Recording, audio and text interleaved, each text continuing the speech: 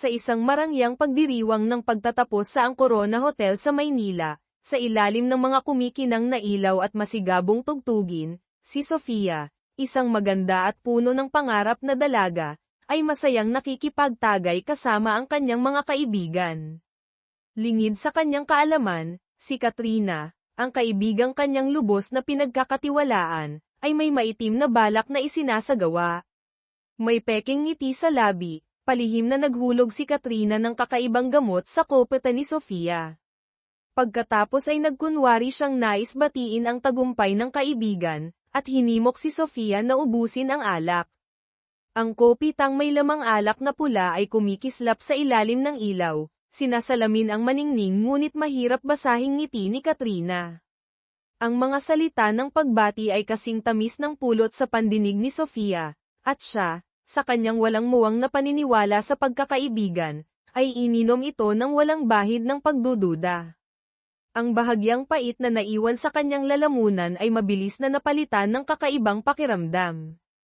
Isang mainit na agos, hindi mula sa alak, ang nagsimulang gumapang mula sa kanyang sikmura, kumakalat sa bawat ugat, na tila nagpapainit sa kanyang buong katawan.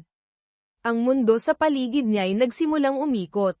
Ang mga ilaw na kristal sa kisame ay tila iikot at mababasag sa libu-libong kumikinang na piraso sa harap ng kanyang mga mata. Ang musika, ang tawanan at ingay ng kasiyahan, ay biglang naging malayo at pilipit, tila umaalingaw mula sa ibang dimensyon. Ang ulo ni Sofia ay bumigat, ang kanyang kamalayan ay nababalot ng makapal na ulap, na pumipigil sa kanya na makapag-isip ng tuwid. Sinubukan niyang kumapit sa realidad, tinangkang tawagin si Katrina, ngunit ang kanyang dila ay nanigas, mga ungol na walang kahulugan lamang ang lumalabas sa kanyang bibig. Ang kanyang katawan ay hindi na niya pag-aari, ito'y nanlambot, bumigat na parang may nakakabit na tinga, lubos na nawalan ng kontrol. Isang malamig at di mawaring takot ang nagsimulang gumapang sa kanyang nahihilong isipan.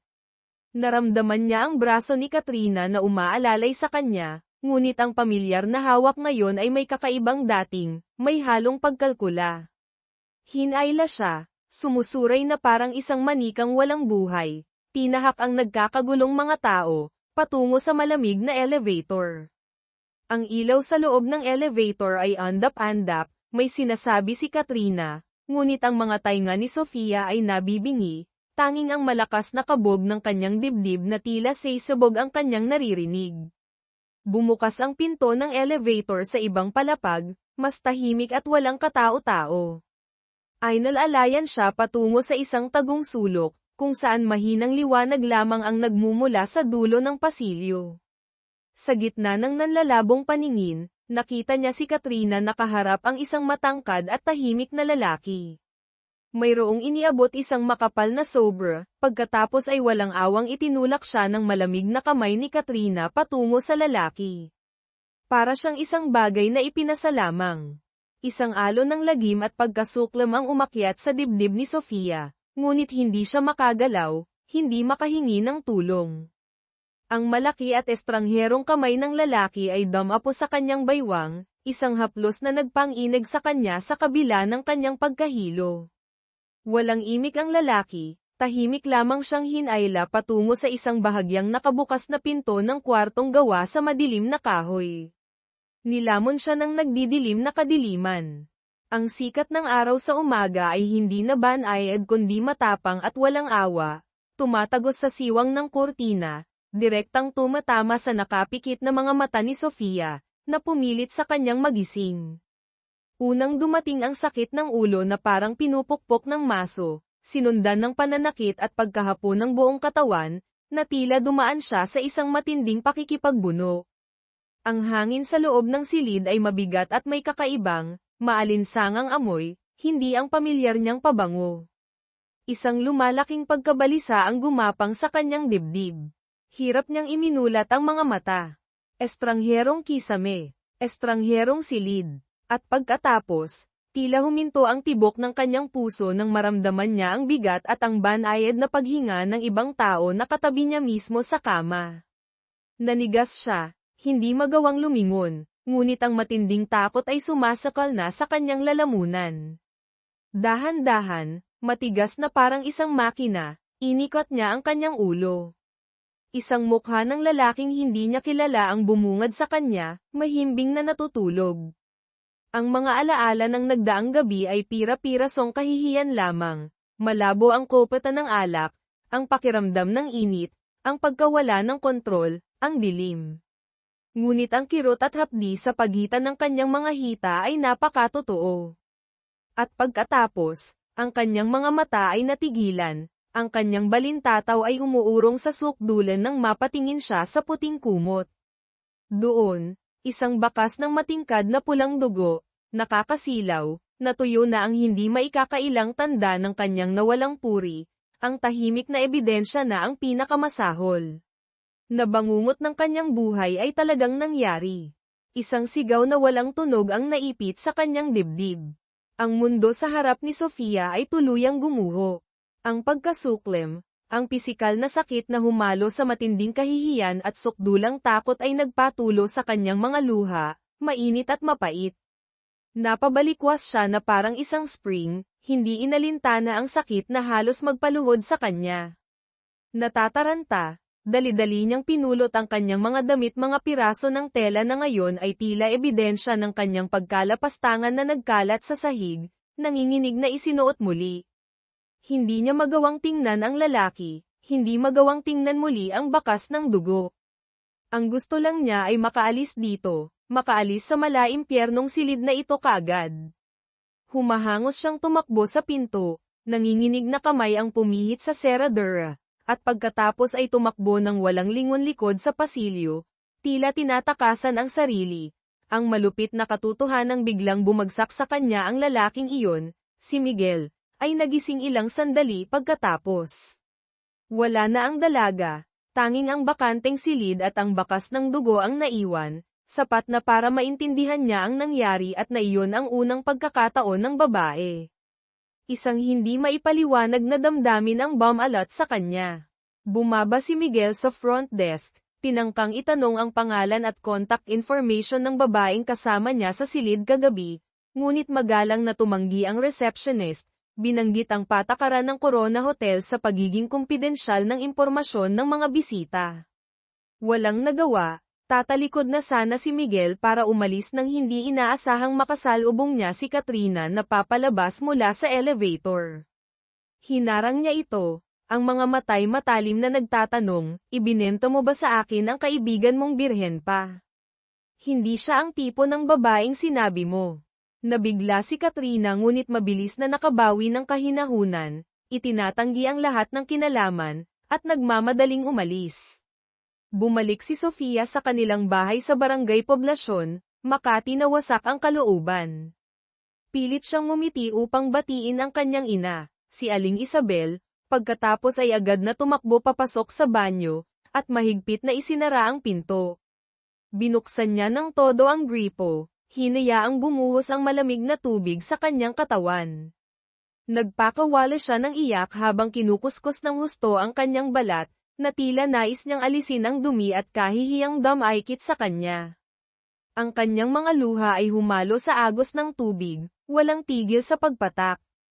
Ang pira-piraso at nakakapanghiyang mga imahe ng nagdaang gabi ay paulit-ulit na naglalaro sa kanyang isipan, pinahihirapan siya. Ang pakiramdam ng kawalan ng magawa, pagkasuklam sa sarili, at ang sakit ng pagkawala ng isang bagay na sagrado ay halos magpaguho sa kanya. Nasa bingit siya ng kawalan ng pag-asa ngunit hindi niya magawang ibuka ang bibig upang sabihin kahit kititing tungkol sa bangungot na ito kahit kanino, kahit pa sa kanyang ina. Sana po ay nabuo na ng maayos ang tagpong ito. Muli, paumanhin po sa mga naunang aberya. Ilang araw matapos ang trahedya sa Corona Hotel, gaya ng naunang plano, kinailangang tumulak ni Sofia patungong Amerika para sa kanyang pag-aaral. Nanirahan siya kasama ang kanyang tiyahin, si Tita Elena, isang mabait at maunawang babae, sa California. Sinimulan niya ang kanyang 4 na taong kurso sa kolehiyo, sinusubukang ibaon ang sarili sa pag-aaral upang makalimutan ang malalim na sugat sa kanyang puso. Ngunit tila hindi pa siya tinatantanan ng kasawian. Ilang buwan ang lumipas, natuklasan ni Sofia ang isang mas nakakagimbal na katotohanan, nagdadalang tao siya. Muling gumuho ang mundo sa kanyang paanan. Puno ng pag-aalala, takot, at sukdulang pagkalito, hindi niya alam kung paano haharapin ang kinabukasang ito. Sa gitna ng kanyang desperasyon, naisip niyang wakasan na ang lahat. Mabuti na lang, si Tita Elena, dahil sa kanyang pagiging sensitibo bilang isang babaeng may pinagdaanan, ay napansin ang mga kakaibang kilos ng pamangkin. Natuklasan niya ang masamang balak ni Sofia at napigilan ito sa tamang oras. Matapos piliting magtanong at nang humahagulgol na isinalaysay ni Sofia ang buong kakilakilabot na katotohanan, si Tita Elena ay labis na nasaktan at nagalit. Pinayuhan niya ang pamangkin na magpakatatag at i-report sa pulisya upang mapanagot ang may sala. Ngunit si Sofia, pinaghaharian ng takot at kahihiyan, ay mariing tumanggi. Natatakot siyang malaman ng kanyang mga magulang sa Maynila sina G. Ricardo at Aling Isabel dahil baka hindi nila kayanin ang sakit, matatakot na masira ang reputasyon ng pamilya, at mangangamba sa tsismis ng lipunan. Umiyak siya, sinisisi ang sarili sa pagiging mahina, pakiramdam niya'y kasuklam-suklam siya at pabigat. Mahigpit na niyakap ni Tita Elena ang kaawa-awang pamangkin, inalo ito at nangakong sasamahan siya sa pagharap dito, tutulungang itago ang masakit na lihim. Ilang buwan ang lumipas, maayos na naisilang ni Sofia ang isang pares ng malulusog na kambal. Isang lalaki, si Angelo, at isang babae, si Angela. Upang maprotektahan ang kinabukasan ni Sofia at ng dalawang bata, gumawa ng mahalagang desisyon si Tita Elena. Siya ang tatayong mag-aampon sa dalawang bata sa ilalim ng kanyang pangalan, sasabihin sa lahat na sila ay mga ulilang inampon niya mula sa isang lokal na ospital sa California. Sa gayon, ang dalawang tunay na anak ni Sofia ay naging mga pinsan niya sa mata ng ibang tao. Mabilis na lumipas ang panahon. 4 na taon ang nagdaan, at natapos na ni Sofia ang kanyang pag-aaral sa kolehiyo.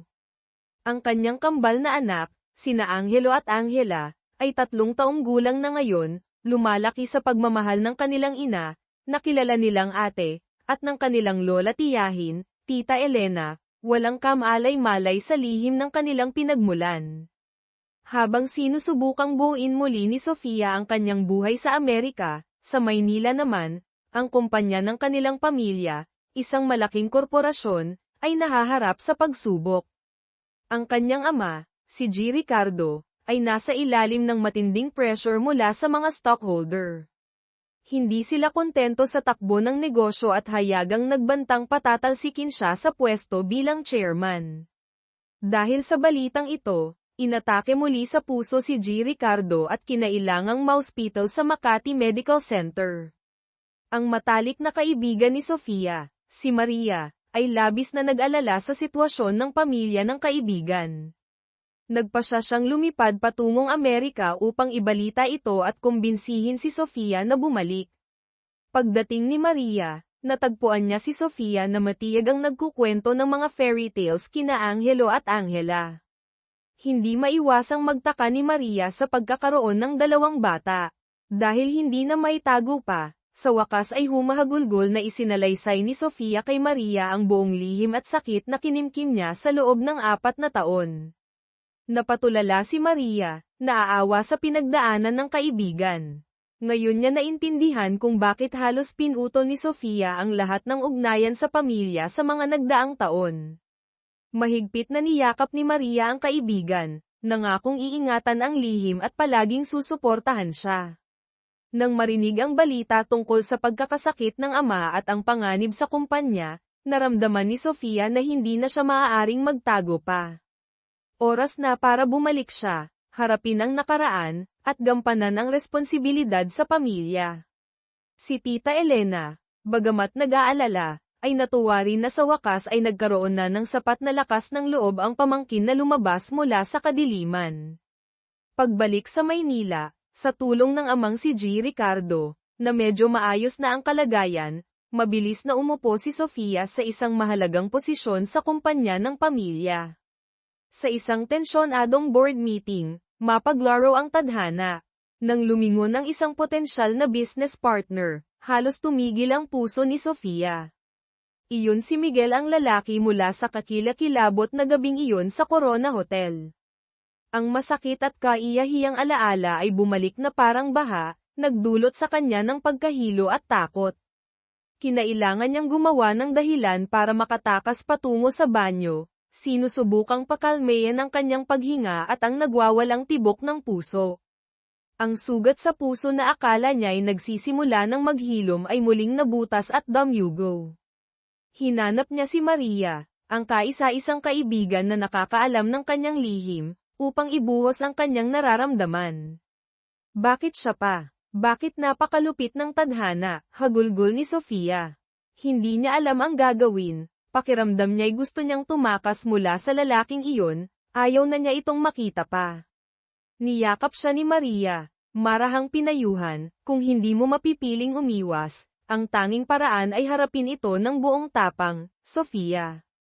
Wala kang ginawang masama, hindi mo kailangang tumakbo. Isang masaklap na katotohanan pa ang nabunyag, si Miguel ay hindi lang ordinaryong negosyante. Siya ang anak sa labas ng chairman ng isang kalabang korporasyon na mahigpit na kakumpetensya ng kumpanya ni na Sofia. Mas masaklap pa, ang madrasta ni Miguel ay matalik na kaibigan pala ni Tita Elena, isang koneksyon na walang sino man ang inaasahan. Sa pagharap sa taong sum-iron ng kanyang buhay, at sa sitwasyong magkatunggali sila sa negosyo, ang puot at pagnanasang makaganti ay umusbong ng malakas sa loob ni Sofia. Nalaman niyang si Miguel ay magkakaroon ng business trip na may kasamang bakasyon sa isang marangyang resort sa tabi ng dagat sa El Nido, Palawan. Isang mapangahas na plano ng paghihiganti ang nagsimulang mabuo sa kanyang isipan. Sa kaakit-akit na baybayin ng resort sa El Nido, sinadya ni Sofia na magpakita malapit sa lugar kung saan nagre-relax si Miguel.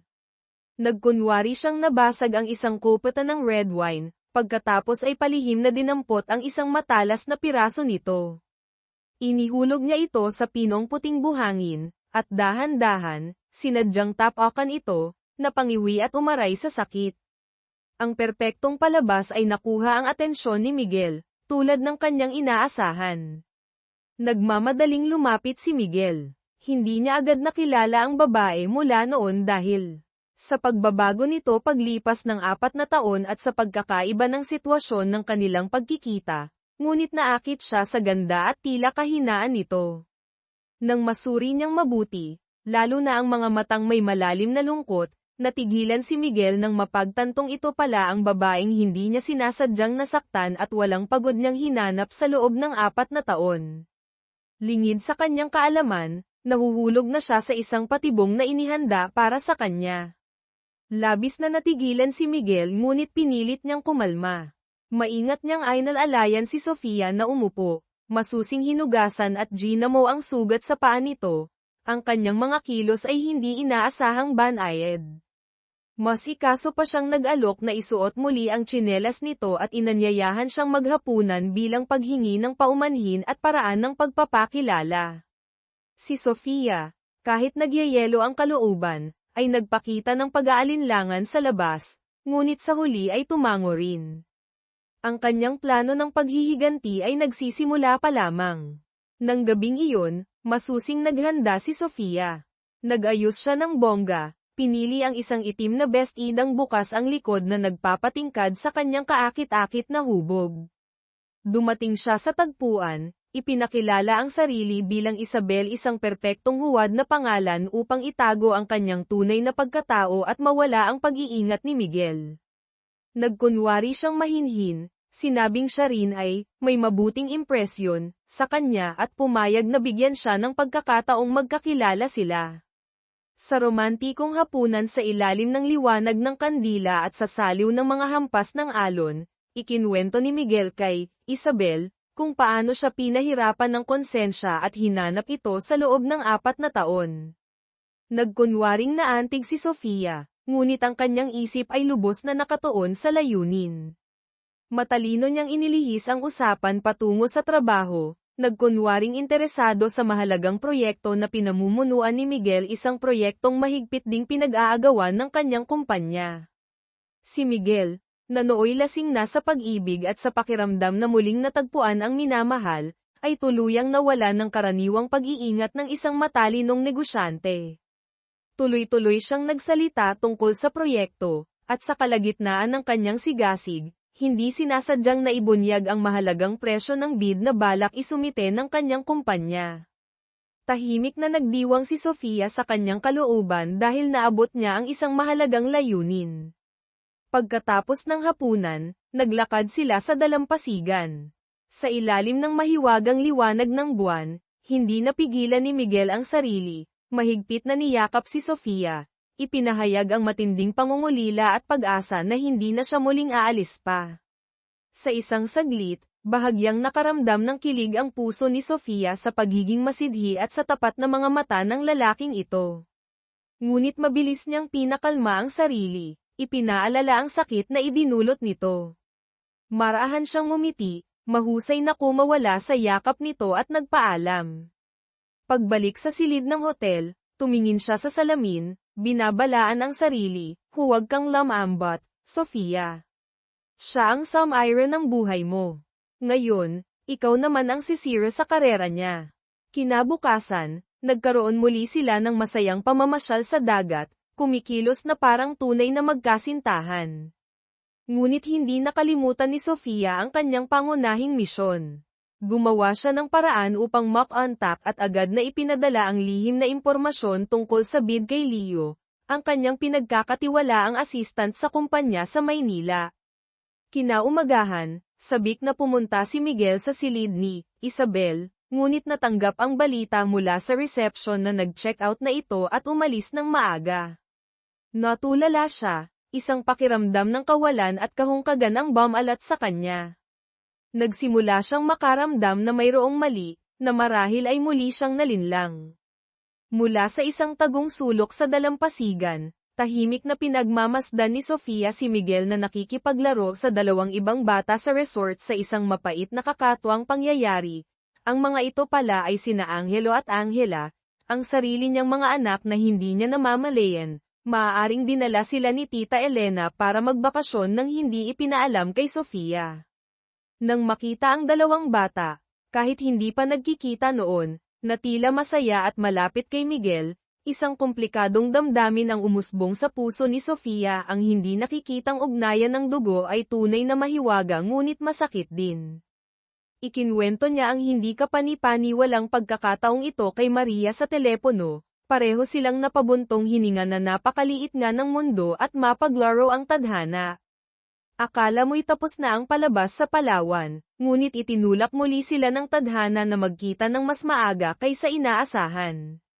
Inutusan ng ama si Sofia na maglakbay negosyo sa isang malaking hotel sa Maynila, ang The Grand Hyatt Manila, upang makipag-ayos para sa isang mahalagang kontrata.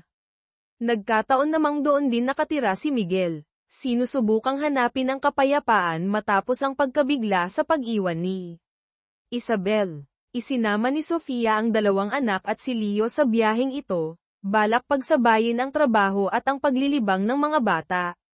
Pagpasok pa lamang sa lobby ng hotel, nanigas si Sofia nang makita si Miguel na nakaupo sa bar. Upang maiwasang mabunyag ang tunay niyang pagkatao, at higit sa lahat, upang hindi makita ni Miguel sina Angelo at Angela o maghinala sa ugnayan niya sa mga ito, walang ibang nagawa si Sofia kundi ang kusang lumapit at batiin siya muna, gamit pa rin ang pangalang Isabel. Natigilan si Miguel at pagkatapos ay labis na natuwa nang makitang muli ang babaeng gabit araw niyang hinahanap-hanap. Agad siyang tumayo, hindi napigil ang yakapin ito ng mahigpit, ipinapahayag ang kanyang pangungulila. Ngunit hindi nagtagal ang kanyang saya, muling sumibol ang pagdududa. Bigla niyang tinanong ng diretso si Isabel, may bahid ng pagsisiyasat sa boses, tungkol sa malaking kliyente ng kanyang kumpanya na naaga ng kalaban, na kumpanya pala ni Sofia, pagkatapos mismo ng biyahe sa Palawan, kung may kinalaman ba ito. Si Sofia, na handa na ang isip, ay agad na umarte ng galit. Tiningnan niya ito ng mga matang nasasaktan, Sinabing kung nagdududa na siya ng ganoon ay mas mabuting huwag na silang magkita pa. Pagkasabi niyon, tumalikod siya at umalis. Si Miguel, sa takot na muli siyang mawala, ay nagmamadaling humabol at pinigilan siya, walang humpay na humihingi ng paumanhin at iginigiit na lubos siyang nagtitiwala dito. Sakto namang nakita ni Sofia si Leo na nakikipaglaro kina Angelo at Angela sa isang sulok ng lobby hindi kalayuan. Kumabog ang kanyang dibdib. Sa takot na makita sila ni Miguel at matuklasan ang katotohanan, mabilis siyang napahawak sa ulo, napangiwi na parang nasasaktan, at nagkunwaring nahimatay sa mga bisig ni Miguel. Natataranta si Miguel, sukdulan ng pag-aalala. Agad niya itong binuhat pabalik sa silid nito, maingat na inalagaan, nilagyan ng malamig na bimpo sa noo, at kinuha ng tubig. Nang magising, si Sofia, marahan siyang tinitigan nito, ipinahayag ang kanyang tapat at masidhing pag-ibig. Nagtitigan sila ng may pagnanasa, ang hangin sa silid ay naging mabigat, ang kanilang mga mukha ay dahan-daang naglapit, tila maglalapat na ang kanilang mga labi nang biglang tumunog ang telepono ni Sofia. Nagpakita siya ng panghihinayang, sinabing may mahalagang kliyenteng tumatawag, kailangan niyang umalis agad. Bago umalis, nangako siyang magkikita sila muli sa lobby sa gabi. Si Miguel, kahit medyo nabitin, ay masayang pumayag, naniniwalang magkakaroon sila ng tunay na date sa gabing iyon. Gayunpaman, pagkaalis ni Miguel sa silid, agad na nanlamig ang ekspresyon ni Sofia. Tumawag siya sa yaya, inutusan itong ilayo sina Angelo at Angela mula sa hotel at umuwi agad. Nang gabing iyon, dumating siya sa tagpuan sa lobby, ngunit hindi para makipag-date. Tinitigan niya ng diretso si Miguel sa mata, ang kanyang boses ay kasing talas ng kutsilyo, isang laro lang ang lahat ng ito, Miguel. Gusto ko lang maramdaman mo ang sakit ng paghahanap sa akin ng walang pag-asa. Gusto kong matikman mo ang pakiramdam na maiwanan tulad ng dinanas ko. Ngayon, tapos na tayo. Pagkasabi niyon, tumalikod siya at naglakad palayo ng desidido. Iniwan si Miguel na tulala sa gitna ng marangyang lobby ng hotel. Nagmamadali siyang tumakbo sa front desk, tinanong ang impormasyon tungkol sa bisitang nagngangalang, Isabel, na nag-book ng silid. Ang sagot ng staff ay parang huling patak ng lason, paumanhin po, Ginoo, wala po kaming bisitang nakarehistro sa pangalang Isabel dito sa hotel. Tuluyang gumuho si Miguel. Napagtanto niyang niloko siya ng walang awa, pati ang pangalan ay kasinungalingan. Ang sakit, galit, at pakiramdam na pinagtaksilan ay halos magpabuwal sa kanya. Mula noon, nalugmok si Miguel sa kalungkutan. Ibinaling niya sa alak ang sarili upang makalimutan ang anino ng babaeng 2 beses pinaglaruan ang kanyang damdamin. Isang hapon, habang pag-alagala sa mga kalsada ng Maynila na lasing, hindi sinasadyang nakita niya ang pamilyar na anyo ni Sofia. Pinilit niyang ituwid ang tingin at tinawag ang pangalan nito. Nagulat na lumingon si Sofia, natakot nang makilala si Miguel. Mabuti na lang, sakto namang dumarating si Maria. Nakita ang sitwasyon at mabilis na hinayla si Sofia palayo at nagtago sila sa likod ng isang nakaparadang kotse. Huminga sila ng malalim at naghintay hanggang sa lumakad palayo ng pasuray-suray si Miguel bago sila naglakas loob na lumabas. Napabuntong hininga si Maria habang tinitingnan ang kaibigan, Sofia, hindi ka maaaring magtago ng ganito habang buhay.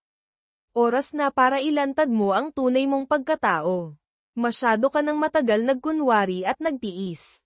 Ang mga salita ni Maria ay parang isang kampanang gumising kay Sofia.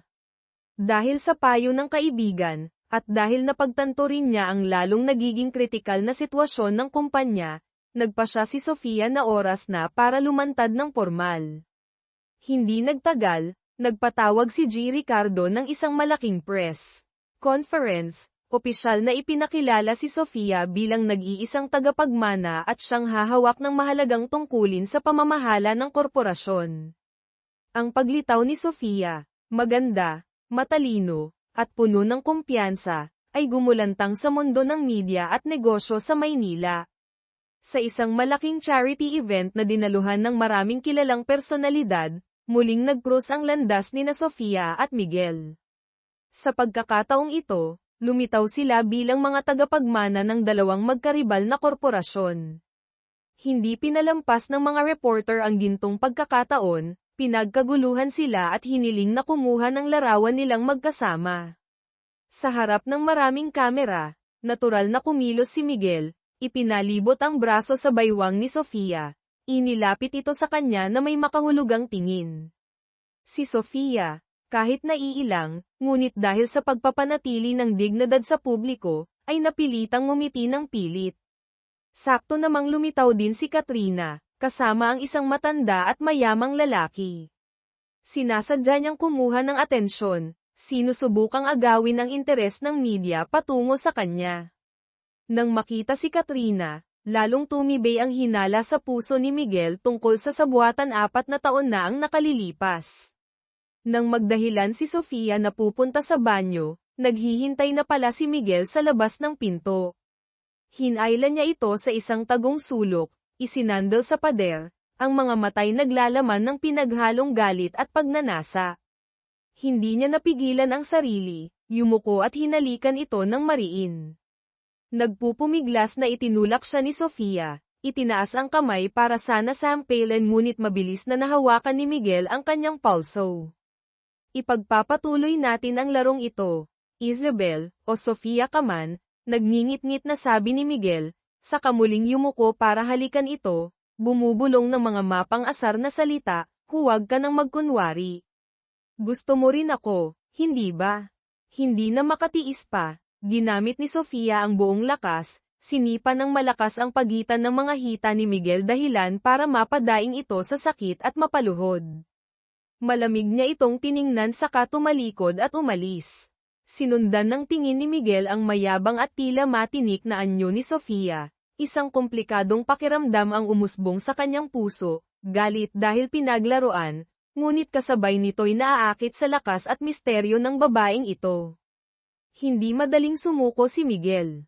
Nang makitang paakay na si Sofia sa kanyang kotse para umalis pagkatapos ng event, mabilis niya itong hinabol at hinaranggan ang sasakyan. Binuksan niya ang pinto, biglang binuhat si Sofia at inilagay sa passenger seat ng kanyang marangyang kotse. Kapag naglakas loob kang bumaba, hahalikan kita dito mismo, pagbabanta niya. Pagkatapos ay mabilis siyang sumakay sa driver's seat, nilock ang mga pinto, at pinaharurot ang sasakyan. Habang nasa biyahe, walang tigil sa pagsigaw si Sofia, hinihiling na itigil ang kotse. Nang hindi madaan sa salita, buong tapang niyang binuksan ang pinto ng kotse, nagbantang tatalon kahit na medyo mabilis ang takbo. Natakot si Miguel, ayaw niyang mapahamak ito, kaya napilitan siyang magpreno ng biglaan sa gilid ng kalsada. Pagkababa pa lang ng kotse, agad na kinuha ni Sofia ang kanyang telepono para sana tumawag ng tulong. Mabilis na lumapit si Miguel para agawin ito. Nagpambuno sila ng husto. Para makawala, kinagat ni Sofia ng malakas ang kamay ni Miguel dahilan para mapabitaw ito sa sakit. Mabilis siyang tumalikod para tumakbo, ngunit dahil sa sobrang taranta at kawalan ng pag-iingat, muntik na siyang mabangga ng isang paparating na motorsiklo. Sa isang iglap, sumugod si Miguel at hinayla siya ng malakas. Sabay silang gamulong sa gilid ng kalsada. Napahiga si Sofia sa ibabaw ni Miguel. Sa sandaling iyon na magkaharap sila, naghahabol ng hininga, ang hangin sa paligid ay biglang tumahimik at naging kakaibang tensyonado. Nagtama ang kanilang mga mata, puno ng magkahalong emosyon, galit, sakit, pagnanasa, at marahil, pati isang hindi mapang-ala ng damdamin. Muling hindi na malayang nais siyang halikan ni Miguel, ngunit napigilan niya ang sarili. Mabilis na tumayo si Sofia, sinusubukang lumayo, balak na namang umalis. Ngunit mas mabilis si Miguel, hinawakan niya ng mahigpit ang kamay nito, hinayla siya palapit sa kanyang dibdib at binigyan ng isang malalim na halik, na kapwa marahas at tila nagsusumamo. Pak! Isang malakas na sampal ang nag-iwan ng 5 daliri sa pisngi ni Miguel. Anong karapatan mong gawin yan sa akin? Sigaw ni Sofia, habang umaagos ang luha sa kanyang mga mata. Si Miguel, hawak ang isang pisngi, habang ang isang kamay ay mahigpit pa ring nakahawak sa kanya, ay galit na sumagot, ikaw, anong karapatan mong pahirapan ako ng paulit-ulit? Minahal kita ng sobra, hinanap kita ng 4 na taon, tapos lolokohin at pagtataksilan mo lang ako. Masyado mong minaliit ang pag-ibig ko, umungol siya, ang sakit at galit na matagal ng kinikimkim ay tila sumabog. At muli siyang yumuko, hinalikan siya ng buong sidhi na parang nagpaparusa, na parang gustong angkinin. Sa pagkakataong ito, hindi na nanlaban ng husto si Sofia. Nanatili siyang nakatayo, hinahayaan ang mga luha na dumaloy sa kanyang pisngi. Nang matapos ang halik, tiningnan niya ito ng mga matang pagod na pagod. Pagod na ako, Miguel. Basag ang kanyang boses. Naging sobrang nakakapagod ang buhay ko simula nang makilala kita. Inaamin ko, sa larong ito, talo ako. Pakiusap, tapusin na natin ang lahat dito. Pagkasabi niyon, inalis niya ang kamay nito, tahimik na sumakay sa kanyang kotse, at nagmaneho palayo sa kadiliman ng gabi. Iniwan si Miguel na mag-isang nakatayo sa gilid ng tahimik na kalsada, puno ng kaguluhan at pagkasira ang puso. Ang pagpasok ni Leo at ang gusot ng tadhana habang ang relasyon ni na Sofia at Miguel ay lalong nagiging komplikado at puno ng drama, isa pang karakter ang nagsimulang pumasok sa buhay ni Sofia. Ito ay si Leo, ang kanyang mahusay at mapagkakatiwalaang assistant sa kumpanya. Si Leo ay isang maginoo, matalinong lalaki, hiwalay sa asawa at mag-isang itinataguyod ang kanyang maliit na anak na babae, si Leah. Itinulak sila ng tadhana na mas madalas magkita sa trabaho at maging sa mga pang-araw-araw na sitwasyon. Isang beses, nang sunduin ni Leo si Leah sa art class nito, nagtatampo ang bata dahil pakiramdam niya'y puro trabaho na lang ang ama at hindi na siya napapansin. Sakto namang dumating din si Sofia para sunduin sina Angelo at Angela, ipinasok niya ang mga bata sa klase para makihalubilo. Dahil sa kanyang pagiging mahinahon at pag-unawa bilang isang ina, mahusay na nakausap ni Sofia si Leah, tinulungan itong maintindihan ang kanyang ama, at hinikayat na sabihin ang kanyang nararamdaman. Nasaksihan ito ni Leo, nakaramdam siya ng matinding pasasalamat at humanga ng malalim kay Sofia. Ang tatlong bata ay mabilis ding naging malapit na magkakaibigan. Mula noon, nagsimulang magkaroon ng espesyal na damdamin si Leo para kay Sofia. Nakikita niya rito ang lakas, talino, ngunit kasabay nito ang pagiging napakamahinahon at mabait. Wala siyang kaalam-alam tungkol sa komplikadong nakaraan nito at sa magulong relasyon nila ni Miguel. Sa isang kabalintunaan, si Leo at Miguel pala ay matalik na magkaibigan mula pa noong kolehiyo. Sa isang pagkikita, si Miguel, na nasasaktan pa rin dahil sa panloloko ni Isabel, ay naglabas ng sama ng loob at nagsalita ng masama tungkol sa masamang babaeng iyon kay Leo. Hindi alam na si Sofia pala iyon. Nang maglaon, nang hindi sinasadyang malaman ni Leo na si Sofia pala ang babaeng tinutukoy ni Miguel, marahil sa pamamagitan ng isang litrato o pangyayari, nakaramdam siya ng matinding pagkalito. Kinausap niya ng diretso si Miguel. Hiniling na huwag itong magsalita ng masasakit na salita laban kay Sofia. Si Miguel, na nagulat at nagalit dahil nakitang ipinagtatanggol ng matalik na kaibigan ang babaeng nanloko sa kanya, ay hindi napigilan ang sarili. Ang dalawang matalik na kaibigan, na dati nagdadamayan, ay nagkasagutan at muntik pang magkasakitan dahil sa isang babae. Upang magkaroon ng mas maraming pagkakataong makalapit kay Sofia, nag-alok si Leo na humingi ng tulong sa kanya sa pagpili ng kasuotan para sa mahalagang pagtatanghal ni Leah sa paaralan. Si Sofia, dahil sa kanyang pagiging matulungin at pagmamahal sa bata, ay masayang pumayag. Sa isang kakatuwang pangyayari, ang inosenteng batang si Leah ay tumawag din at inanyayahan si Tito Miguel, na naging malapit sa kanya dahil sa ilang hindi sinasadyang pagkikita, na manood ng kanyang pagtatanghal. Si Miguel, nang malaman na naroroon din si Sofia, ay agad na pumayag. Sa araw ng pagtatanghal, nagkaroon ng biglaang trabaho si Leo kaya mahuhuli siya. Napakiusapan niya si Sofia na pumunta ng mas maaga para bantayan at palakasin ang loob ni Leah. Pagdating ni Sofia sa bulwagan, hindi inaasahang nakasalubong niya si Miguel. Natural siyang hinailan nito paupo sa tabi niya, at mahigpit na hinawakan ang kanyang kamay sa buong pagtatanghal, hindi alintana ang mga nagtatakang tingin ng ibang mga magulang sa paligid. Si Sofia, dahil sa pagpapanatili ng formalidad at ayaw gumawa ng eksena sa harap ng anak ni Leo, ay napilitang magtiis. Pagkatapos ng palabas, agad niyang tinapakan ng malakas ang paa ni Miguel para makawala sa pagkakahawak nito at naghanap ng paraan para umalis. Sakto namang kara-rating lang din ni Leo. Nang makita ang eksenang pilit na pinipigilan ni Miguel si Sofia, at dahil alam na niyang sinadyang gamitin ni Miguel ang kanyang anak para makalapit kay Sofia, hindi niya napigilan ang galit. Hinailan niya si Sofia sa likuran niya, hinarap si Miguel at binalaan ng matigas na boses, "Layuan mo si Sofia. At huwag na huwag mong gagamitin ulit ang anak ko." Ang matagal na pagkakaibigan nila ay tuluyan ng nagkalamit dahil sa hidwaan sa pag-ibig. Akala mo'y pansamantalang titigil ang gulo, ngunit isang mas malaking unos ang paparating sa buhay ni Sofia. Si Bea, ang salarin noon, dahil sa inggit ng makitang si Sofia na ngayon ang maganda at matagumpay na tagapagmana at tila nasa kanya na ang lahat, ay nagpa siya nang ilabas ang kanyang huling mapaminsalang alas.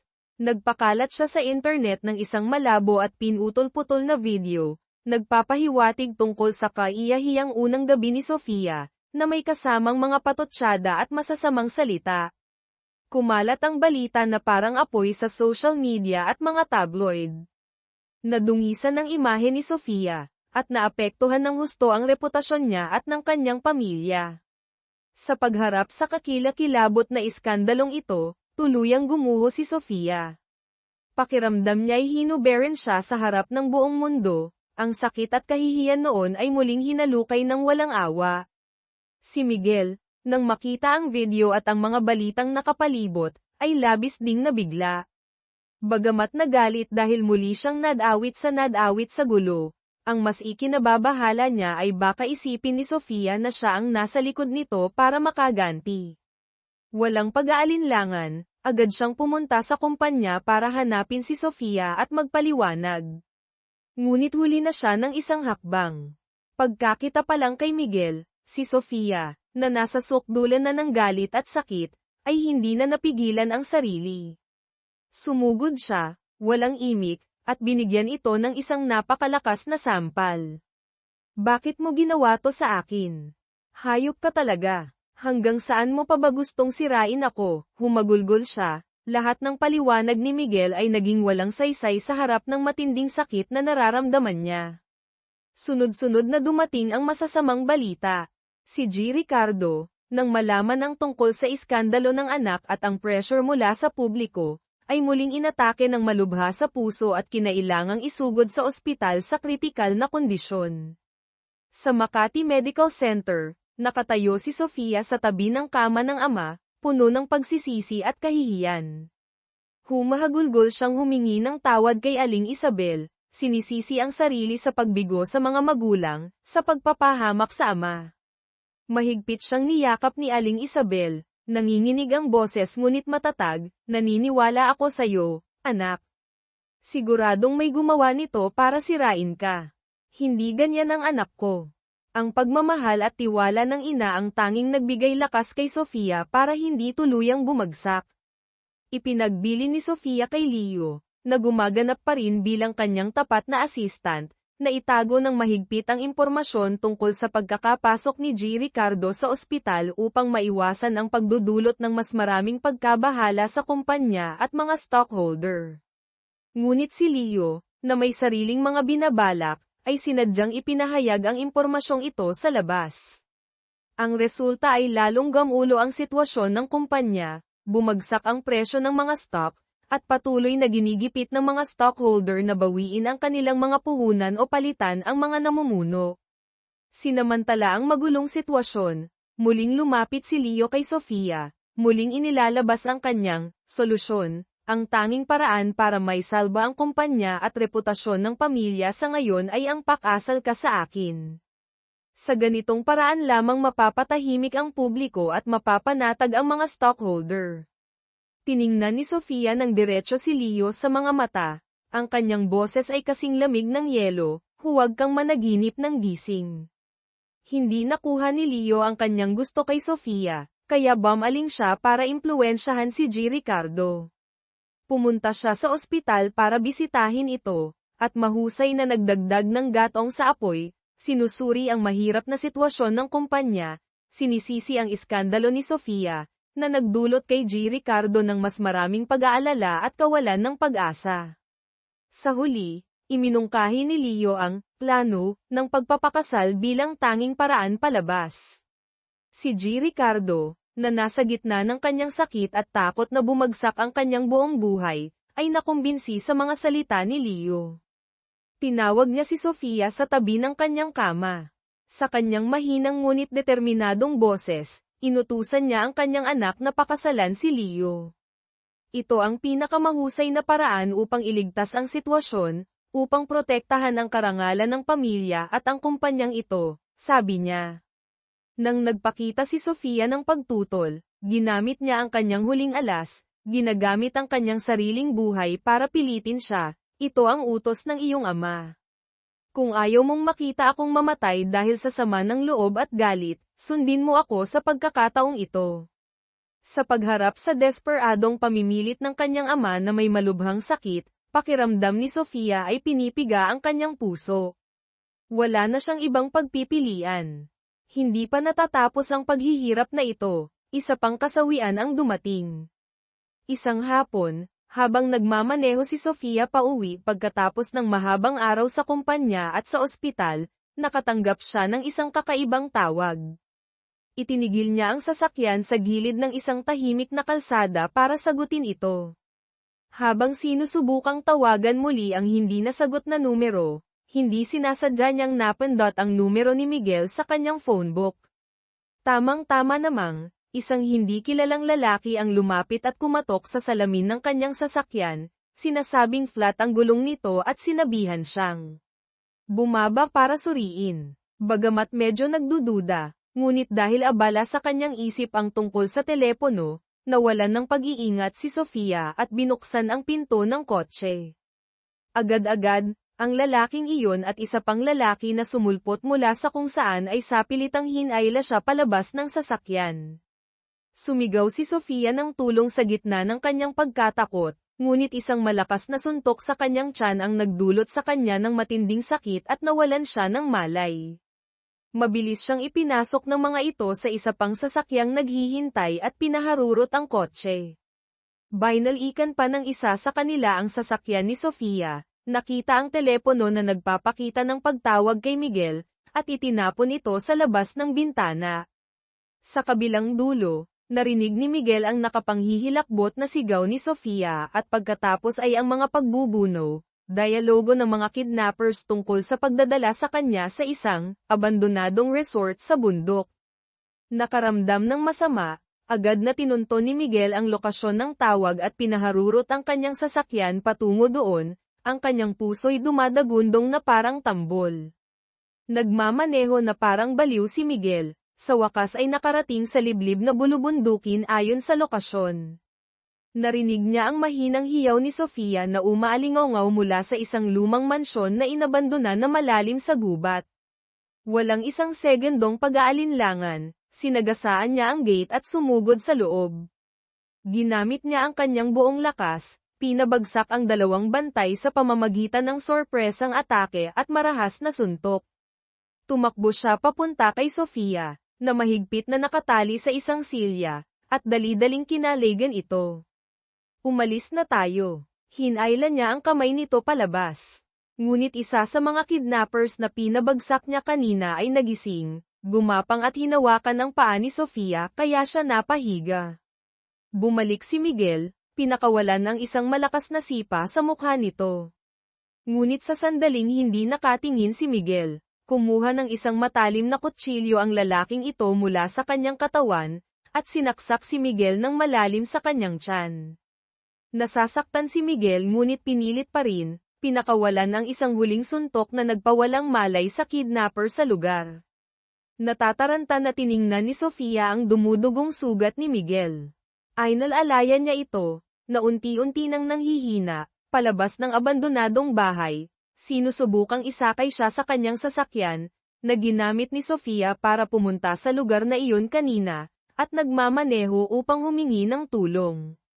Matapos magpalipat-lipat sa gubat na naghahanap ng daan, sa wakas ay naisugod nila si Miguel sa isang maliit na health center sa isang liblib na nayon malapit doon para sa paunang lunas sa kanyang sugat. Nakita si Miguel na nakahiga sa kama ng ospital, mapatla at walang malay dahil isinugol niya ang kanyang buhay para sagipin siya. Ang puso ni Sofia ay puno ng komplikadong emosyon, pasasalamat, pagsisisi, at marahil, pati isang hindi mapang-ala ng paghanga. Hindi niya napigil ang mapaluha, nang makita si Miguel na gumagalaw at nagigising, dali-dali siyang tumalikod para panasan ang luha, sinusubukang maglagay ng malamig na ekspresyon. Sa lahat ng ginawa mo, hindi bale ang konting sugat na ito. Maswerte ka pang ang harapin si kamatayan ng mas maaga, binitawan niya ang mapait na salita, at saka tumalikod palabas. Pinilit ni Miguel na bumangon, at sinundan siya.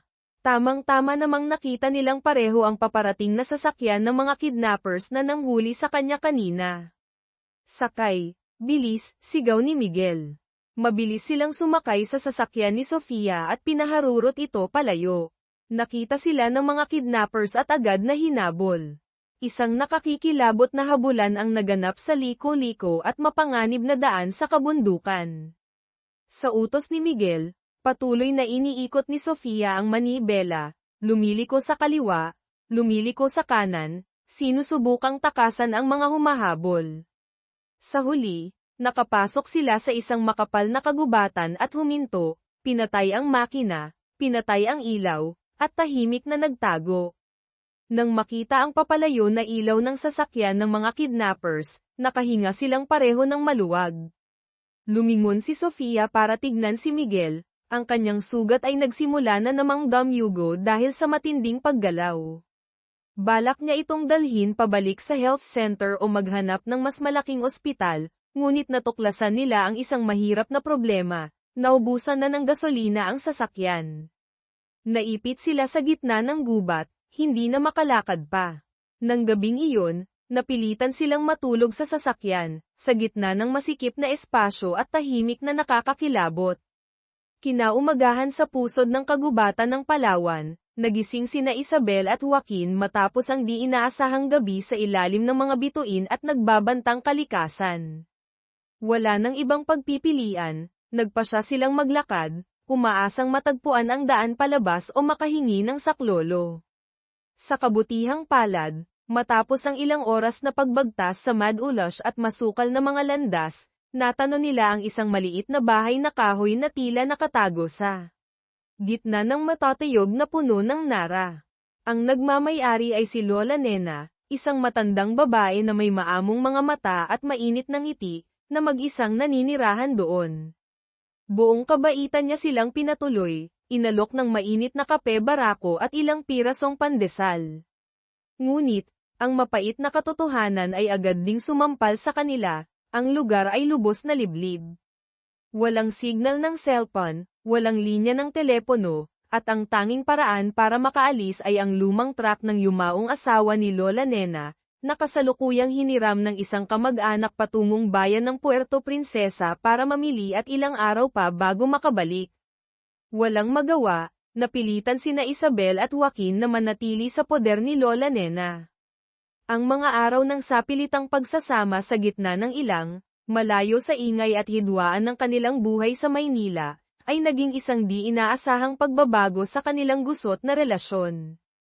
Ang di maiwasang paglalapit, ang mga tapat na pag-uusap sa tabi ng kumikit-kit na kalan sa lalim ng gabi, ang mga pagkakataong magkasama silang tumutulong sa mga gawain tulad ng pagsisibak ng kahoy o pag-iigib ng tubig para kay Lola Nena, unti-unting pinawi nito ang mga hindi pagkakaunawaan, maling akala, at maging ang matinding puot sa pagitan nila. Isang damdaming totoo, hindi na nababalutan ng pagkukunwari o pagkalkula, ang tahimik na umusbong at lumago sa puso nilang dalawa, bagaman walang sino man ang naglakas loob na ito'y aminin. Isang malakas na dagandong ng kulog ang yumanig sa buong mumunting bahay na kahoy.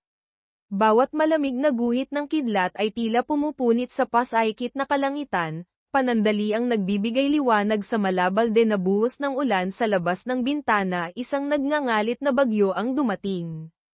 Sa loob, si Isabel ay nanginginig sa kanyang banig, ang nakaugat na takot mula sa nakaraan ay tila isang hindi nakikitang kamay na humihigpit sa kanyang dibdib.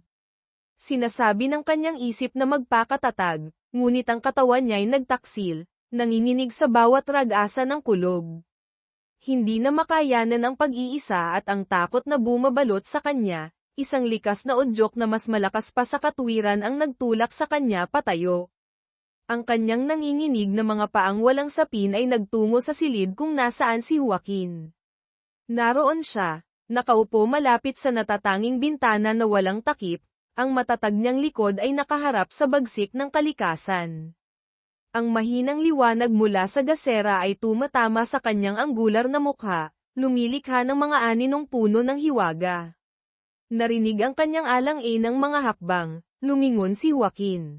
Bahagyang pagtataka ang gumuhit sa kanyang mga mata nang makita siyang nakatayo roon, mapatla at nanginginig na parang dahon ng anahaw sa hangin. Walang bakas ng pangungutya o ang karaniwang panlalamig, tanging isang di maipaliwanag na katahimikan. Nauutal na may sasabihin sana si Isabel, isang paumanhin, isang paliwanag sa kanyang kahinaan, ngunit isa pang nakabibinging dagok ng kidlat sa di kalayuan ang nagpatili sa kanya. Sa isang kisap mata, wala sa sariling napasugod siya patungo kay Joaquin, ang tanging lugar sa bahay na iyon na tila makapagbibigay ng kahit kaunting kapanatagan. Isinubsob niya ang mukha sa matipunong dibdib nito. Naramdaman ang di sinasadyang paghigpit ng mga braso nito sa kanyang nanginginig na balikat. Gumapang ang init at katatagan mula sa katawan ni Joaquin, isang pakiramdam ng kaligtasan na tila imposible, na hindi niya kailanman inakalang mararamdaman mula sa lalaking ito. Ang pamilyar na samyo ng kanyang pagkalalaki, pinaghalong amoy ng kahoy na nara, ng halumigmig ng ulan sa gubat, at ng kung anong sarili niya ay nagdulot ngayon ng kakaibang kapayapaan sa kanya. Sumisigaw ng babala ang kanyang isipan. Ito ang lalaking sumire sa iyo, Isabel. Ang nagdulot ng sakit na hindi na mabubura. Ngunit hindi sumusunod ang kanyang katawan. Hinahanap-hanap nito ang init na ito, nananabik sa pagkupkop na ito. Isang matinding digmaan ang sumiklab sa kanyang kalooban, sa pagitan ng mga nakakikilabot na alaala at ng huwad ngunit napakatotoong pakiramdam ng kapayapaan sa kasalukuyan. Nanatiling tahimik si Joaquin, mahigpit ang yakap ngunit walang bahid ng pagnanasang umangkin. Hinayaan lamang niya itong sumandal, ilabas ang lahat ng takot. Pagkuway marahan siyang yumuko, ang mainit niyang hininga ay dumampi sa sensitibong tainga ng dalaga. Ayos lang, bulong niya sa mababa at bahagyang paos na tinig, isang di inaasahang lamang na nagpatigil sa pintig ng puso ni Isabel. Marahan niyang ginamit ang isang kamay upang iangat ang baba nito, pinilit siyang tumingala at harapin siya.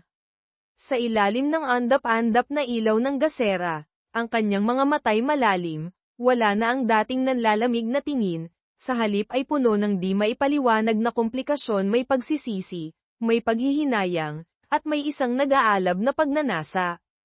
Isang hinga na lamang ang pagitan nila. Tila huminto ang oras, tanging ang walang tigil na patak ng ulan sa labas at ang malakas na kabog ng kanilang mga dibdib ang umaalingaw-ngaw. Nakita ni Isabel ang dahan-daang paglapit ng mga labi ni Joaquin. Nais niyang umiwas, itulak ito palayo, panatilihin ang huling pader ng kanyang depensa, ngunit kusa na lamang pumikit ang kanyang mga mata. Ang katwiran ay tuluyan ng sumuko sa udyok ng damdamin at ng katawan.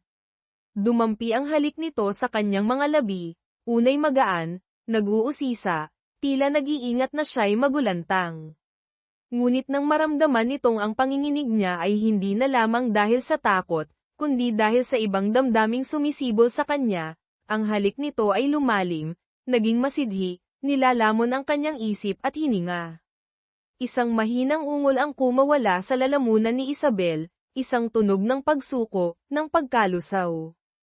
Ang pader ng yelo na pinaghirapan niyang itayo sa paligid ng kanyang puso sa loob ng maraming taon ay tuluyang gumuho sa sandaling iyon.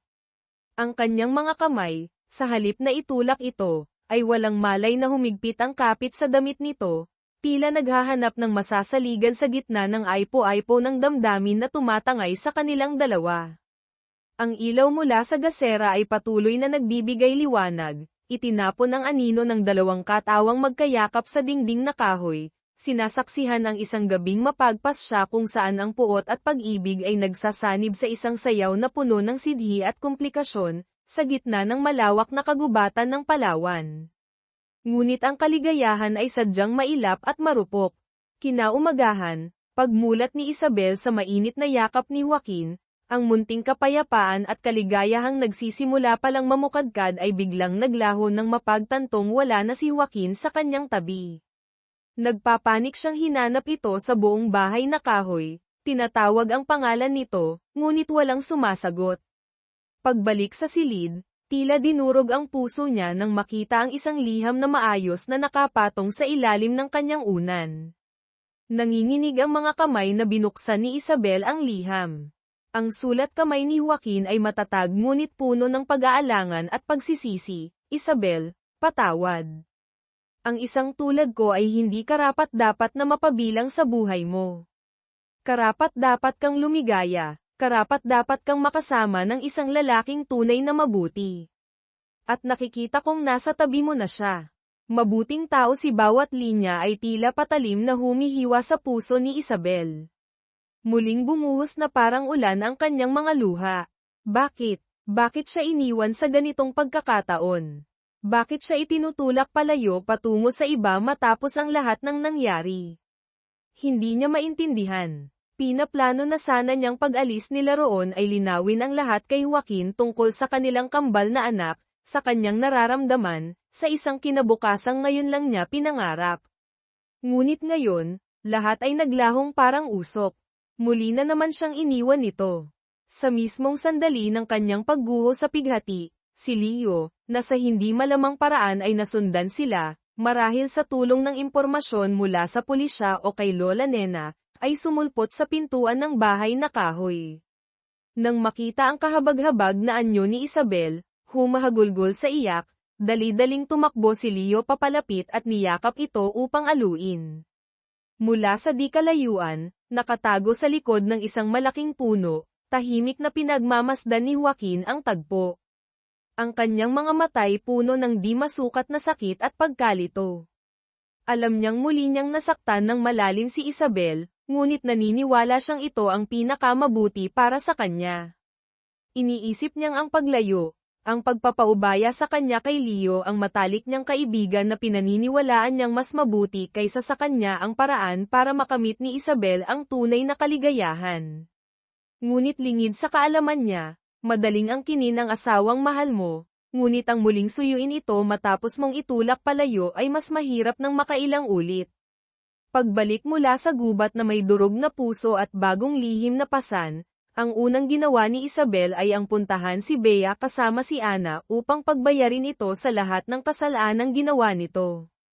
Ang liham ni Joaquin, kahit masakit, ay nagsilbing kumpirmasyon na si Bea nga ang utak sa likod ng paglalagay ng pampatulog at sa pag-orkestra ng karumal-dumal na gabing iyon. 4 na taon na ang nakalilipas sa isang hotel sa Maynila. Ang paghaharap ng mga babae ay naganap sa isang sosyal na kapihan, puno ng tensyon. Si Ana, hindi napigilan ang galit para sa kaibigan, ay walang pakundangang ibinuhos ang isang baso ng malamig na tubig sa mukha ni Bea. Isang gulo sa bunutin, kalmutan na puno ng naipong galit ang sumiklab sa gitna ng publiko, na nakaagaw ng atensyon ng lahat. Ngunit hindi pa iyon ang katapusan para kay Bea. Tila mabilis na dumating ang karma.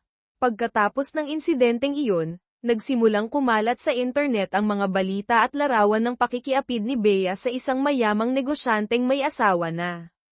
Ang asawa ng negosyante, isang makapangyarihang babae na hindi basta-basta nagpapapi, ay sinugod si Bea sa mansyon kung saan ito nakatira. Galit na sinabunutan ng ginang si Bea. Sinabihan ng masasakit na salita. Sa unay tumanggi pa si Bea, ngunit nang ilabas ng asawa ang mga hindi matatawarang ebidensya, mga video at larawan ng kanilang pagtatalik ng asawa nito, nataranta si Bea at dali-daling lumuhod upang humingi ng tawad. Ngunit hindi natinag ang ginang. Malamig nitong kinuha ang telepono at direktang in-upload ang lahat ng sensitibong larawan at video sa social media sa mismong harapan ni Bea. Nasaksihan ang tuluyang pagguho ng kanyang karera at reputasyon sa isang iglap. Napaupo na lamang si Bea sa sahig, umiiyak sa kawalan ng pag-asa. Habang tinatanggap ni Bea ang kanyang kaparusahan, si Isabel naman ay humaharap sa panibagong dagok. Natuklasan niyang muli siyang nagdadalang tao bunga ng gabing puno ng sidhi, ngunit puno rin ng pait kasama si Joaquin sa bahay na kahoy sa gitna ng gubat. Hawak ang resulta ng pregnancy test, tila umikot ang mundo ni Isabel. Anak na naman niya ito. Sadyang mapaglaro ang tadhana. Sa ospital, Street, Lux Medical Center marahil, o ibang kilalang ospital, habang tulalang naglalakad palabas ng klinika, hindi sinasadyang nagkasalubong sila ni Joaquin. Naroon din ito upang ipacheck muli ang kanyang mga sugat. Nang makita si Isabel na mapatla ang mukha at may hawak na papel, bahagyang nagtaka si Joaquin. Dali-daling itinago ni Isabel ang resulta ng test, tumalikod at akmang tatakbo palayo. Ngunit mabilis siyang napigilan ni Joaquin. Bakit ka nandito sa ospital? Nasaan si Leo? Bakit hindi ka niya sinamahan? Tanong nito, puno ng pag-aalala ngunit may bahid din ng pag-uusisa. Ang tanong niya ay tila sumundot sa sakit at galit na pinipigilan ni Isabel. Humarap siya, tinignan ito ng diretso sa mata, nanginginig ang boses sa hinanakit, anong pakialam mo? Akala mo ba sapat na ang mag-iwan ng isang liham para mabura ang lahat, na parang walang nangyari? Ginawa ko yun para sa ikabubuti mo, pilit na paliwanag ni Joaquin. Para sa ikabubuti ko, mapait na tumawa si Isabel. Saka hindi na napigilan, muling sinampal si Joaquin. Sinira mo ang buhay ko ng paulit-ulit. Ang mga dahilan mo, para lang sa bata yan. Umalis ka na, sigaw niya saka tumakbo palayo, bumalik sa kanyang kotse at doon humagulgol ng husto. Hindi niya alam ang gagawin sa sanggol na dinadala niya. Muli, tinawagan niya ang kanyang tita Elena sa Amerika, puno ng kawalan ng pag-asa ang tinig, "Tita, ako, buntis na naman po ako." Si Tita Elena, sa kabilang linya, ay hindi makapaniwala at puno ng awa. Humahagulgol na ikinwento ni Isabel ang nangyari sa gubat, natanga siyang naniwala ulit kay Joaquin para lamang muling masaktan. Hindi niya alam ang gagawin. Pilit pinakalma ni Tita Elena ang pamangkin, pinagbilinan na huwag mag-isip ng masama. Aayusin niya ang kanyang mga gawain at lilipad pabalik ng Maynila agad para makasama ito. Samantala, si Joaquin ay umuwi sa bahay ng kanyang tunay na ina, na nakatira sa ibang bansa at paminsan-minsan niyang binibisita. Hindi sinasadyang nakita ng ina ang larawan ni Isabel at ng dalawang batang kambal sa computer screen ng anak, maaaring larawang kuha ni Joaquin ng palihim o nahanap sa internet. Agad niyang nakilala si Isabel bilang pamangkin ni Tita Elena, ang dati nilang matalik na kapitbahay.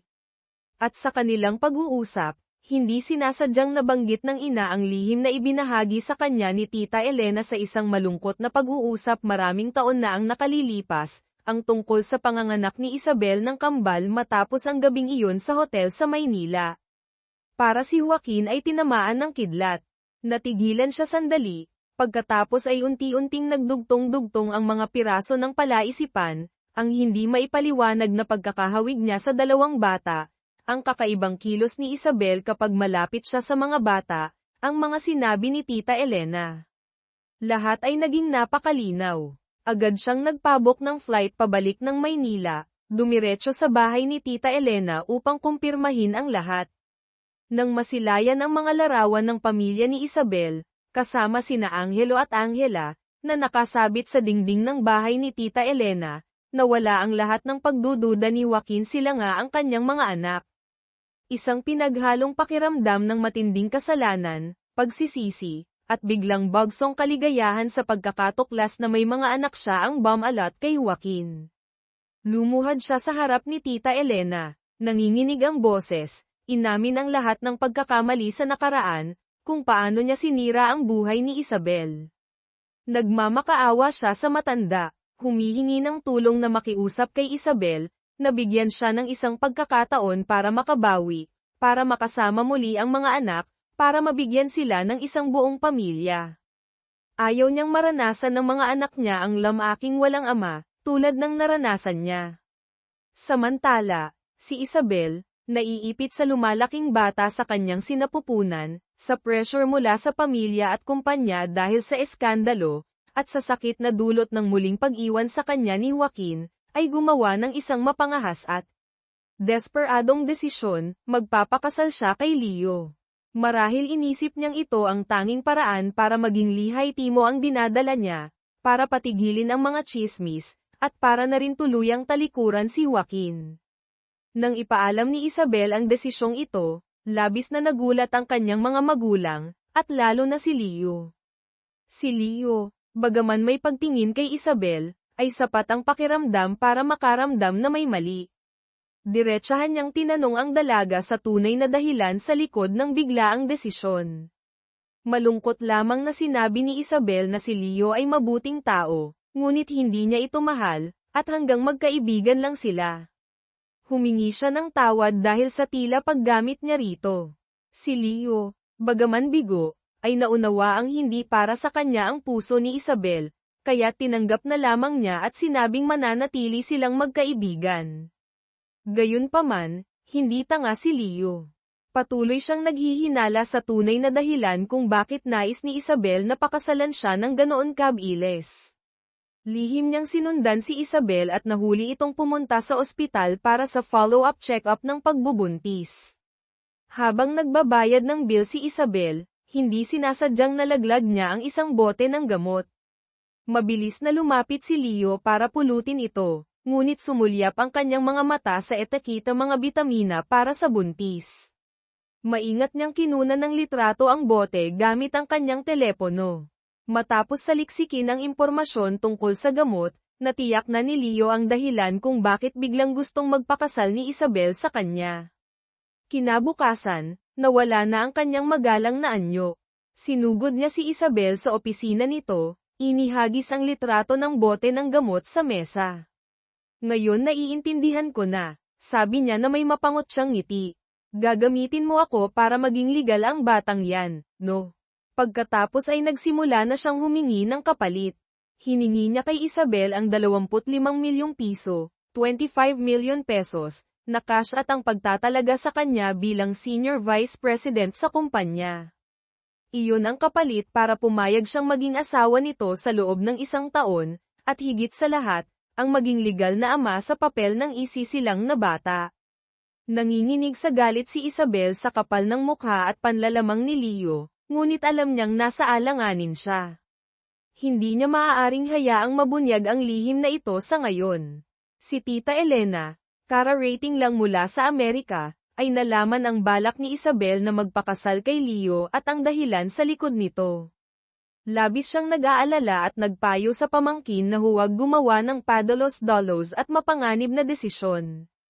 Ngunit si Isabel, pakiramdam ay walang magawa at pagod na, ay naniniwalang ito ang pinakamagandang solusyon sa sitwasyon.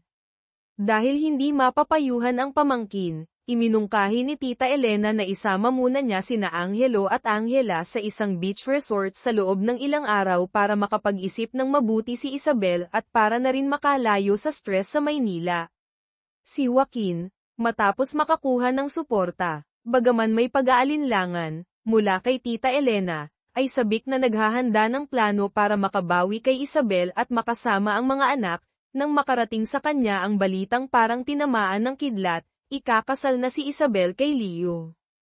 Hindi siya makapaniwala, dali-dali niyang hinanap si Leo. Sa pagkakataong ito, hindi na ito pagtutunggali. Ibinaba ni Joaquin ang sarili at ikinwento ang buong katotohanan tungkol sa kambal kay Leo, tungkol sa pag-ibig at mga pagkakamali niya. Si Leo, Matapos marinig ang buong kwento, ay naalala ang mga kakaibang kilos ni Isabel noon, tulad ng pag-iwas nito kay Joaquin, o ang pagbilin na huwag sabihin kay Joaquin ang pagdalo ng mga bata sa art class. Napabuntong hininga siya at nagsabi ng totoo kay Joaquin, kaibigan lang ang turing niya sa akin, Joaquin. Kailanman hindi naging akin ang puso niya. Siguro oras na para tanggapin ko ang katotohanan. Tumingin si Joaquin sa matalik na kaibigan, puno ng pagsusumamo ang mga mata, umaasang tutulungan siya ni Leo na pigilan ang kasal, ayaw na niyang mawala pa si Isabel at ang mga anak. Pinuntahan ni Joaquin ang resort kung nasaan si Isabel kasama si Tita Elena at ang kambal. Tumayo siya sa harap ng dalaga, puno ng pagsisisi at pananabik ang tinig, Isabel, alam ko na ang lahat. Tungkol kina Angelo at Angela. Anak ko sila, hindi ba? Ang sinabi ni Joaquin ay parang kulog na tumama kay Isabel. Ang pinakamalaking lihim ng buhay niya ay nalantad na. Nakaramdam siya ng galit, hiya, ngunit higit sa lahat ay pakiramdam na pinagtaksilan siya ni Tita Elena. Muli niyang sinampal si Joaquin. Ano ngayon kung alam mo na? Anong gusto mong gawin ko? Ipagsigawan sa buong mundo na isa akong babaeng madaling makuha, na walang asawa pero may anak. Para pag-usapan ako ng lahat, itinuturo ng daliri ang mukha ko. Sigaw niya habang tumutulo ang luha, sumabog ang lahat ng sakit at kahihiyang matagal ng kinikimkim. Sobra na ang sakit na dinulot mo sa akin. Pakiusap, pabayaan mo na kami. Wala kang karapatan. Halos isumpa niya ito, mamatay ka na. Kung mamamatay ako, mapapatawad mo ba ako? Tanong pabalik ni Joaquin, puno ng kawalan ng pag-asa ang tinig. Nang makitang tahimik lamang si Isabel, nakatayo't humahagulgol, tumalikod si Joaquin at naglakad patungo sa nagngangalit na dagat. Sige, aalis na ako. Tinitingnan ni Isabel ang papalayong likod nito, mga mapapait na salita pa rin ang lumalabas sa bibig ngunit sa loob niya'y may lumalaking takot. Nang makitang palayo ng palayo si Joaquin, hanggang baywang na ang tubig dagat, hindi na niya napigilan ang sarili. Nakalimutan niyang buntis siya, nakalimutang hindi siya marunong lumangoy, basta na lamang siyang tumakbo papunta sa tubig para sundan ito. Joaquin, bumalik ka, sigaw niya sa gitna ng mga alon. Ngunit ilang hakbang pa lamang ay hinampas na siya ng alon at nagsimula ng malunod. Narinig ni Joaquin ang tawag, lumingon at nakitang nagkakawag si Isabel at malapit ng tanggayan ng tubig. Natarante siya, mabilis na lumangoy pabalik sa kinaroroonan nito, niyakap ito at dinala sa ligtas na pampang. Matapos masigurong ligtas si Isabel, muling nagmakaawa si Joaquin. Lumuhad siya sa buhangin, hinawakan ng mahigpit ang kamay nito, Isabel, pakiusap, bigyan mo ako ng huling pagkakataon. Alam kong nagkamali ako, maraming beses. Pero hindi ko kayang mabuhay nang wala ka at ang mga bata. Bigyan mo ako ng pagkakataong maging ama nila, makabawi sa iyo. Ikinwento niya kung paano isiniwalat ng ina niya at ni Tita Elena ang katotohanan, na marahil ito ay tadhana na siguro para malaman niya ang lahat. Ngunit si Isabel, bagaman bahagyang lamambat na ang puso, ay hindi pa rin malimutan ang sakit ng pag-abandona. Natapos na ang pagkakataon mo noong araw na iniwan mo akong mag-isa sa gubat, Joaquin. Ang liham na yun ang nagpatunay ng lahat, sabi niya, puno ng kapaitan ang tinig. Pagbalik sa mansyon, kinumpronta ni Isabel si Tita Elena. Napabuntong hininga ang tiyahin at ipinaliwanag na ginawa niya iyon para sa kinabukasan nina Angelo at Angela, na kailangan nila ng isang ama. Ngunit hindi pa rin ito matanggap ni Isabel. Muli siyang nakiusap sa tiyahin, na huwag sasabihin kay Joaquin ang tungkol sa pangalawang pagbubuntis na ito, kundi ay maglalaho siya kasama ang mga anak. Si Ana, na naroon din, ay marahang nagpayo sa kaibigan, Isabel, pag-isipan mong mabuti. Sigurado ka bang kaya mong gawin ang lahat para sa mga bata? Sigurado ka bang hindi talaga nila kailangan ng tatay? Pinagmasdan ni Isabel ang kanyang dalawang inosenteng anak na mahimbing na natutulog, inisip ang sanggol na lumalaki sa kanyang sinapupunan, at nalunod sa magulong pag-iisip.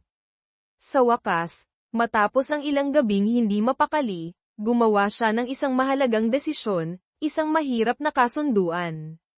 Nakipagkita siya kay Joaquin, sinabing pumapayag siyang makipagkita ito kina Angelo at Angela, ngunit may isang napakahigpit na kondisyon, papayagan lamang siyang lumitaw bilang si Kuya Joaquin, at mahigpit na ipinagbabawal na ibunyag ang tunay niyang katauhan bilang ama ng mga ito. Bilang kapalit, nagbigay din ng kondisyon si Joaquin, kailangang tuluyang kanselahin ni Isabel ang kasal nila ni Leo, kung hindi siya magdadalawang isip na isapubliko ang lahat. Dahil wala ng ibang pagpipilian, napilitang pumayag si Isabel sa kasunduan. Ang buhay ni Isabel ay pumasok sa isang bagong yugto na puno ng komplikasyon. Nagsimulang madalas na lumitaw si Joaquin sa buhay nina Angelo at Angela bilang si Kuya Joaquin. Matyaga siyang nakikipaglaro sa mga bata, nagkukwento sa kanila, dinadala sila sa parke. Ang likas na ugnayan ng ama at anak, kahit hindi masabi ang pangalan, ay kusang sumisibol ng matindi. Labis na minahal at naging malapit ang mga bata kay Kuya Joaquin. Sa isang hapunan ng pamilya kung saan naroon din si Joaquin, ilang ang paligid.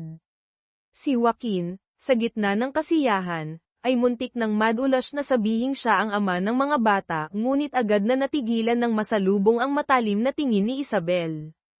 Nang magkwento si Joaquin ng fairy tale, inosenteng nagtanong si Angela, Kuya Joaquin, bakit po yung baby sa kwento may tatay? Kami po ni Kuya Angelo wala po. Ang inosenteng tanong ng anak na babae ay parang patalim na tumusok sa puso ni Joaquin, na nagpadama sa kanya ng sakit at ng katotohanang napakarami niyang utang sa kanyang mga anak. Nang makita ang eksena ni Joaquin na masayang nakikipaglaro sa mga anak sa dalampasigan, nang makita ang nagningning ng ngiti na ngayon lang nakita sa mga mukha ni na Angelo at Angela kapag kasama si Kuya Joaquin, ang nagyayelong puso ni Isabel ay unti-unti ring natutunaw. Nagsimula niyang muling timbangin ang kanyang nararamdaman at ang papel ni Joaquin sa buhay ng mga anak. Tila may nararamdaman din ang mga bata, madalas nilang sinusubukang paglapitin ang kanilang mommy at si Kuya Joaquin. Ngunit ang mga araw na tila payapa ay muling nag-ulo. Si Bea, na sa hindi malamang paraan ay patuloy na minamanmanan ang buhay ni Isabel, marahil sa social media o sa mga kakilala, ay nakita ang mga masasayang larawan ni na Isabel, Joaquin, at ng kambal. Nanambalik ang inggit, lihim niyang kinunan ng litrato ang mga sandaling iyon at ipinost sa social media na may mga mapanuksong salita, nagpapahiwatig ng malabong relasyon sa pagitan ng tagapagmana ng kumpanya at ng kalabang negosyante, at kinukwestiyon ang pinagmulan ng dalawang bata. Ang mga larawan at tsismis na ito ay muling gumawa ng ingay sa publiko. Si Tatay Ricardo, ama ni Isabel, nang makita ang mga ito, ay nagngalit sa galit. Pinauwi niya si Isabel, mahigpit na pinagalitan at nagbigay ng ultimatum, kailangan niyang ipakasal agad kay Leo para matigil ang lahat ng usapan at maayos ang sitwasyon. Sa huli, dahil sa matinding pressure mula sa ama, isang kasal sa pagitan ni na Isabel at Leo ay inihanda pa rin, kahit alam nilang dalawa na ito'y isang palabas lamang. Sa araw ng kasal, sa loob ng solemn na simbahan, habang ihahain na ni Leo ang singsing kay Isabel sa harap ng pamilya at mga bisita, isang malakas na sigaw ang umalingaw mula sa likuran ng simbahan, itigil yan. Lahat ng mata ay napako sa may pintuan. Si Joaquin, nakasuot ng eleganteng suot ngunit bahagyang magulo ang buhok, puno ng determinasyon ang mukha, ay mabilis na pumasok sa pasilyo. Hindi ako pumapayag sa kasal na ito, malakas niyang pahayag. Babae ko si Isabel. Kailangan ko siyang kunin. Ang sinabi ni Joaquin ay parang nagbuhos ng gasolina sa apoy.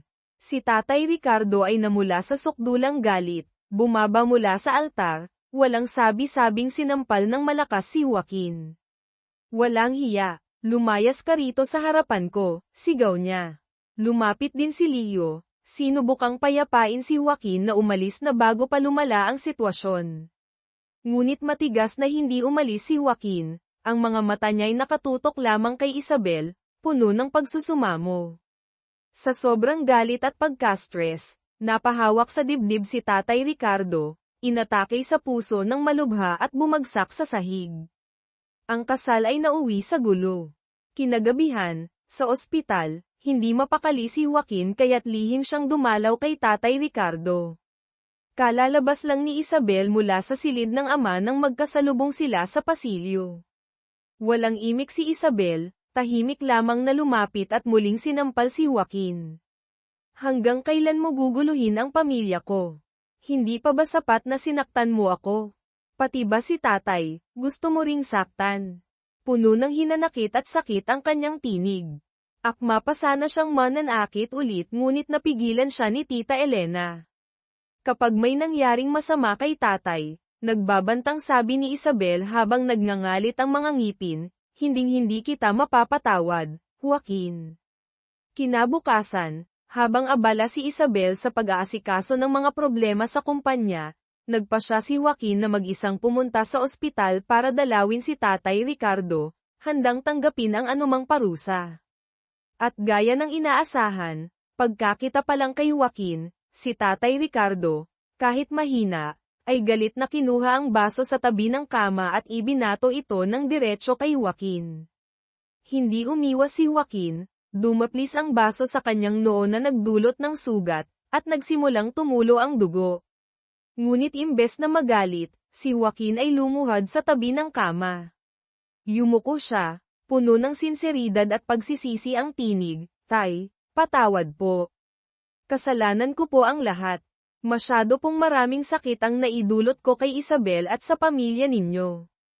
Ako po ang mananagot sa lahat. Ngunit sana po maniwala kayo. Mahal na mahal ko po si Isabel. Mahal ko po siya higit pa sa buhay ko. Ang sinseridad, ang kahandaang managot, at ang masidhing pagmamahal na ipinakita ni Joaquin para kay Isabel, kasama pa ang pagpapayo ni na Lola Isabel, ina ni Joaquin, at Tita Elena, ay unti-unting nakapukaw sa puso ng ama.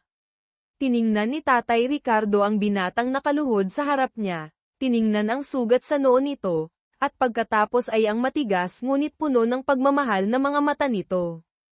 Napabuntong hininga siya, ang galit ay unti-unting hamupa.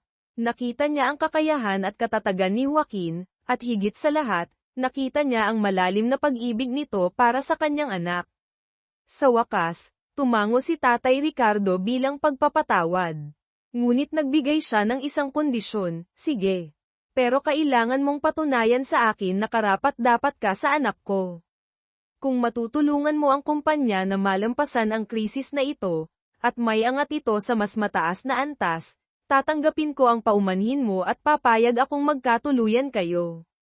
Siyempre, walang pag-aatubiling pumayag agad si Joaquin. Pagkatapos noon, isang nakakagulat na anunsyo ang inilabas, si Joaquin ay opisyal na sasali sa kumpanya ng pamilya ni Isabel bilang senior consultant, at siya ang pangunahing mangangasiwa sa mahalagang international bidding project na nalalapit ang proyektong maaaring magpasya sa kapalaran ng kumpanya. Si Isabel, nang marinig ito sa pulong, ay hindi mapakali. Tumayo siya at nagpahayag, kung kasali siya, aalis ako sa proyektong ito. Ang relasyon nila ay muling naging tensyonado sa larangan ng trabaho. Ang plano ni Leo na magpakasal at agawin ang kapangyarihan ay tuluyang gumuho sa pagdating ni Joaquin. Naramdaman niyang wala na siyang mawawala. Hinarap niya si Isabel, muling ginamit ang lihim tungkol sa pagbubuntis para mangikil, mas garapal pa ngayon, 10 milyong piso, 10 milyon pesos, ngayon na. Kung hindi, malalaman ng buong mundo na buntis ka sa pangatlong anak mo nang walang asawa.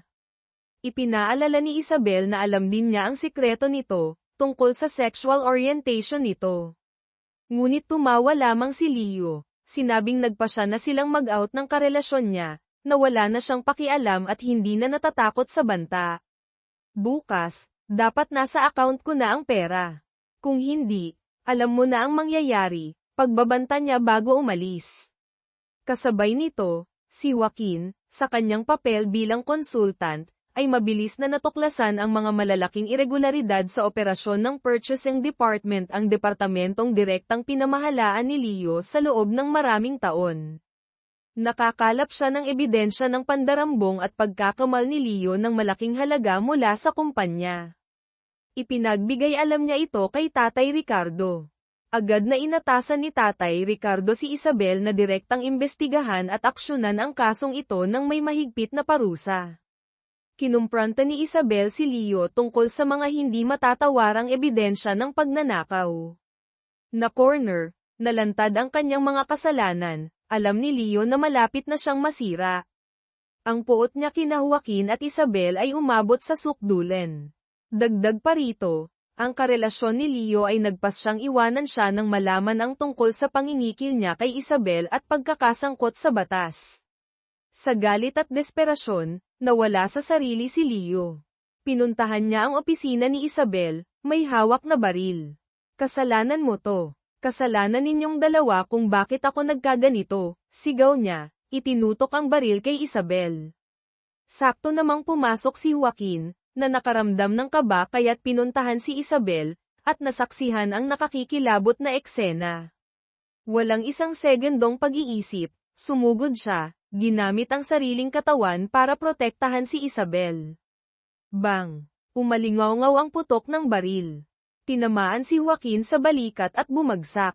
Ang mga security personnel ng kumpanya at mga pulis, na marahil ay naabisuhan na ni Joaquin o ng iba pa, ay dumating agad, sinunggaban at inaresto si Leo noon din. Isinugod si Joaquin sa ospital. Sa kabutihang palad, daplis lamang sa laman ang tama ng bala sa balikat, hindi ito nakamamatay. Si Isabel ay nagbantay sa tabi ng kama, personal siyang inalagaan, puno ng pag-aalala at pagsisisi ang kanyang puso. Nang magising si Joaquin, nakita niya ang malambing at nag-aalalang mga mata ni Isabel.